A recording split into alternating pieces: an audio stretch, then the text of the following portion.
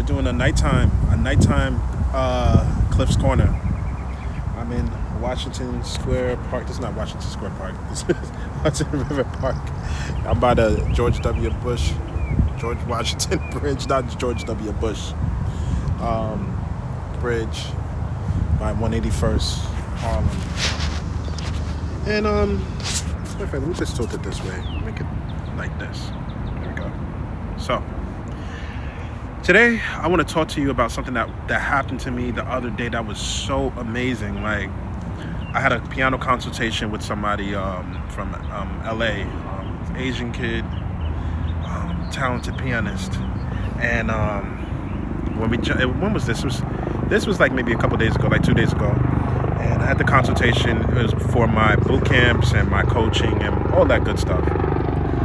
And as soon as the whatchamacallit started, the consultation started.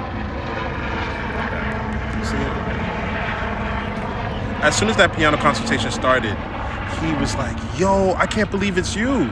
Now, me, I have a pretty nice following on Instagram and stuff like that, right? I have like 61,000 followers, but I don't ever let it get to my head. So he was looking at me as if I was some type of celebrity. So I was like, what the hell is going on, right? And he was like, "Yo, I can't believe it's you. I can't believe I'm speaking to you right now." And I'm just a fan of you and things like that. So basically, our consultation was he needed help with how to use the COPET method. This is crazy. How to use the COPET method to work on the coda section from Chopin's Ballad Number 2, where it starts off with these trills. I don't know the piece 100% because I've never played it, but I was looking at the sheet music. It starts off with these low trills. Then you have these repeated arpeggios, and it's a really challenging section, right? Until it ends, right? So he was like, "Yo, he's been working on this with his teacher, whatnot. He's about to graduate. He has a senior recital, all that good stuff. But for some reason, this section right here is just killing him. He can't get it." So he was like, "Yo, I saw your video about the COPET method, and I was just really interested." Long story short, right? So I was like, "All right, cool," right? So I asked him, if you had to tell a story based off of this section right here from the Chopin Ballad Number 2, the coda section, from the way it starts all the way to how it ends, what would the story be that you would paint to the music, right? Or better yet, no, this is what I asked him. I asked him, actually, if you were watching a movie, actually, that's what it was. If you were watching a movie and that coda section from Chopin's Ballad Number 2 came on, what would you think is happening in the movie to go with that scene right there, right? Whatever's happening with the music, right? What would basically describe the music, what is happening in the movie at that scene? So he was like that. The trills start off as if it's somebody like rising from the ashes, I think he said, and then by the time you get to these really challenging arpeggios, it's Judgment Day. That's what he said. Everything was leading to Judgment Day, and the four horsemen come out to, I forgot, I don't remember exactly what it was, the terminology, but basically it was Judgment Day, right? And it was a parable, not a parable, it's a story from the Bible with the four horsemen and things like that. Anyway, so I was like, all right, cool.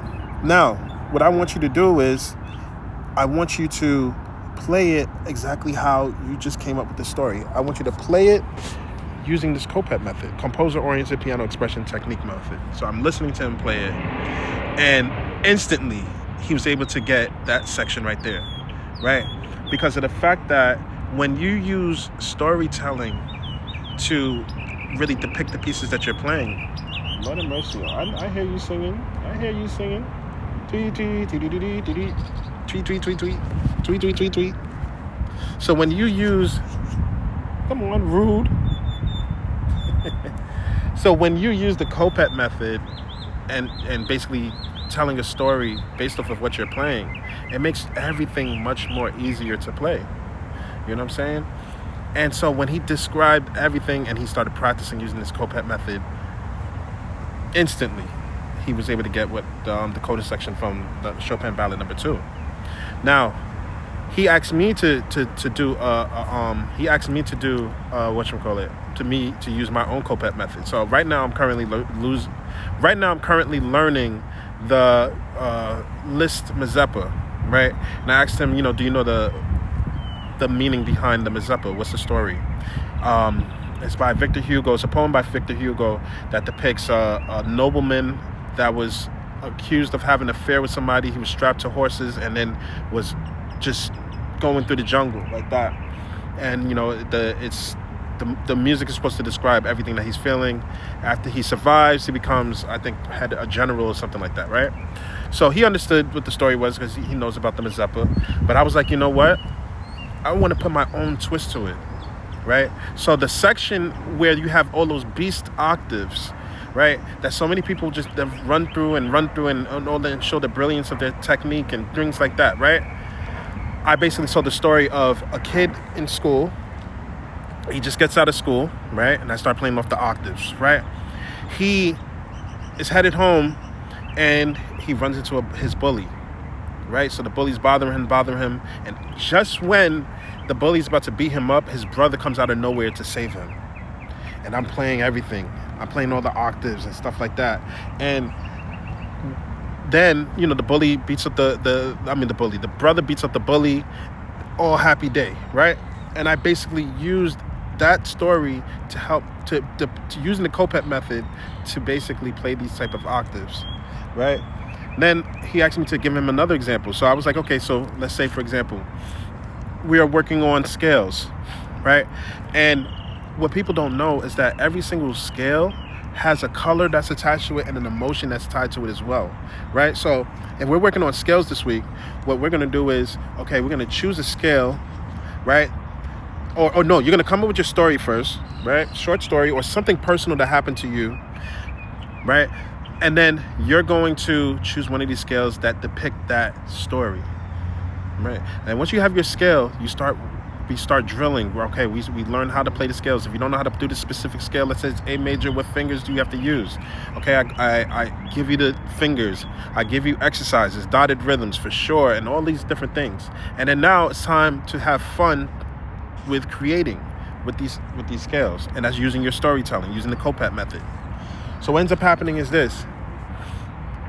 What the hell? All these birds. What is going on? So basically what ended up happening was you're using this COPET method. Let's say the scale was A major. And I'm describing something that happened in the color that's a test that goes with it. Whatever story I'm coming up with, I'm using the A major scale to depict it.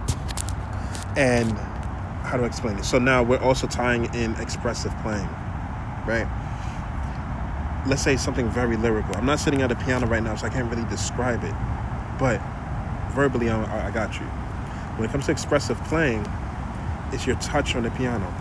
There's all types of ways to play forte. You have a piercing forte, which is not really good for other people's ears, depending on what people like, but whatever, that's all subjective. And then you have all types of mezzo piano, mezzo forte, and it's all about how you place your fingers on the piano, and then also like using the fleshy part of the finger instead of the pointer, the tips of the fingers, to make it something, get a really velvety lyrical sound, right? I feel like I'm rambling, but it's all good. So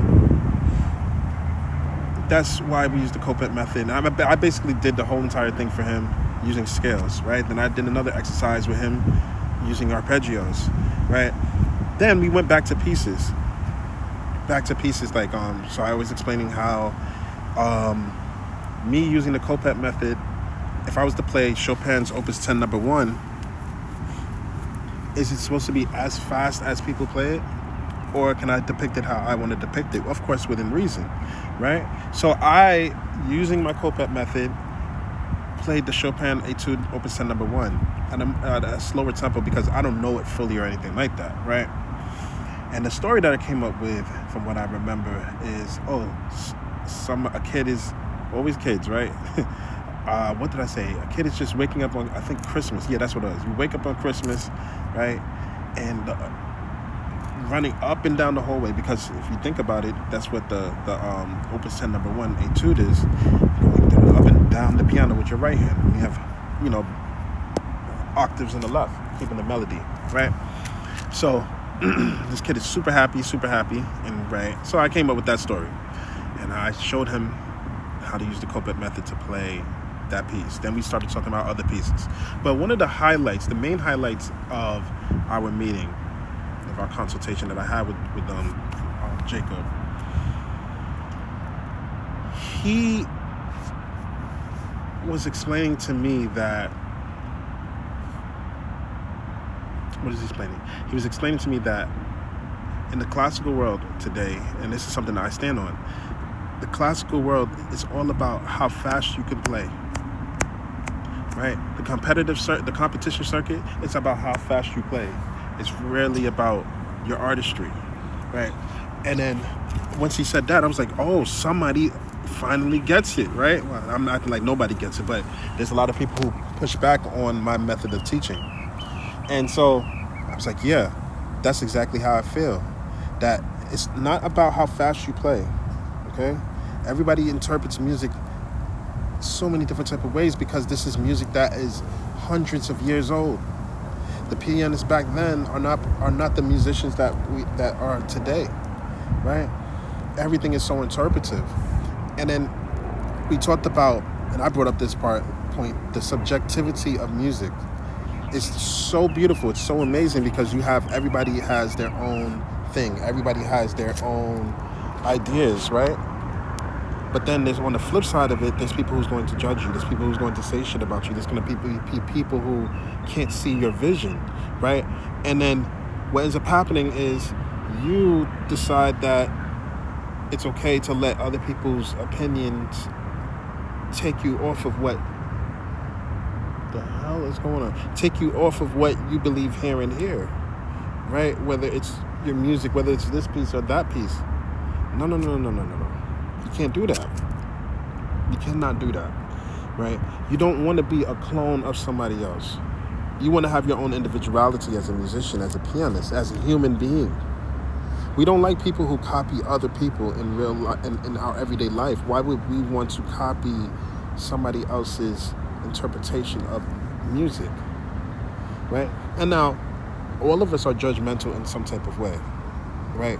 I remember that I was listening to Yuchuan Lim play the Lucrezia Borgia piano transcription by Franz Liszt, which is a piece I'm learning as well. And it came to this really challenging part of all these repeated octaves and stuff like that. And then, oh shit. Yo, them shits is flying mad close. Oh my lord, it might be time to go. Yo, look at this shit.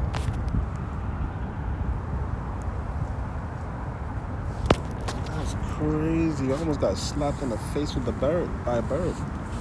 Settle down. Oh, they're playing cat and mouse, I think. Anyway, so, damn it, I lost track of what I was saying. But yeah. So yeah, we was basically talking about the importance of artistry over technique. The importance of artistry over technique. If you rely heavily on your technique and playing and showing all this brilliant technique, but there's no artistry behind your music, what is it all about? You know, it's not the best. You know what I'm saying? So, yeah.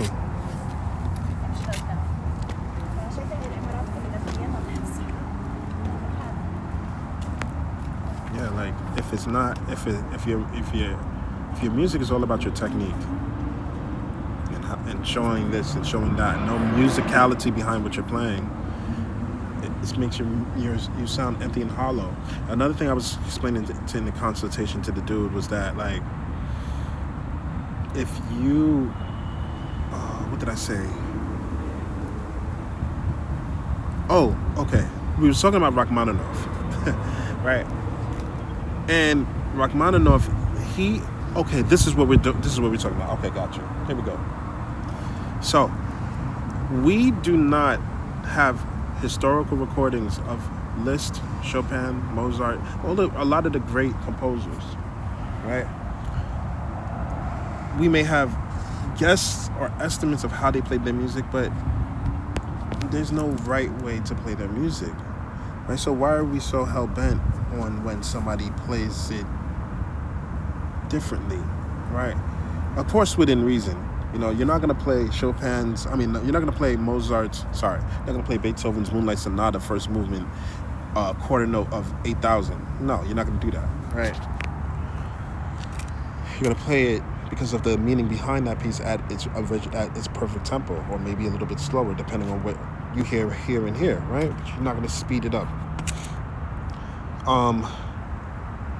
But yeah, you have to have your own individuality as a musician, as a pianist.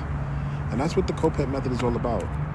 Having your own freaking identity as a pianist. We can't have so many copycats. It's not fun. You can inspire. You can be inspired by certain things. Like you can maybe take little different things here and there. But to be like, yo, I'm gonna copy this person right here entirely, absolutely not. You're not gonna do that, because if you do that, you're just being fake, and nobody likes fake people. You know what I'm saying? So don't be fake. It's not cool. But yeah,